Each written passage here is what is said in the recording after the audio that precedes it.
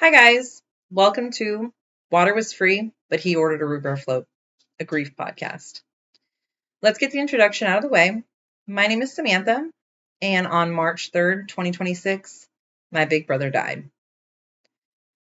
Although you can count me new to this lifelong journey called grief, I am not new to talking a lot.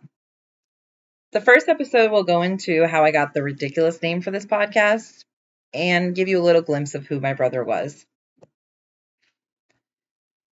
You'll find me on here every week talking about my brother, grief, coping, and navigating this new world I find myself in, while hopefully finding some comfort for you and your grief.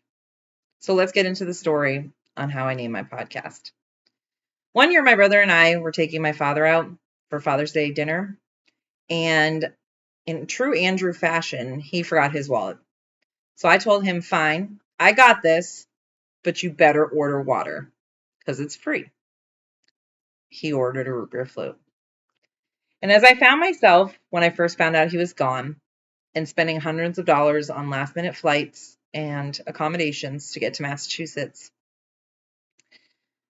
I remember looking up into the sky, yelling, "Really, Andrew? A root beer float?" I don't know, just the way I grieved. So I got a root beer float for myself. I also bought a root beer on the way to the airport. And I'd like to just go on record by saying that if he was still here, I'd buy him 100 root beer floats. This isn't going to be a pretty podcast production, just a girl with her laptop, a light stand, and this baby mic. But I'm just going to be here going through a whole lot of grief and talking about my brother.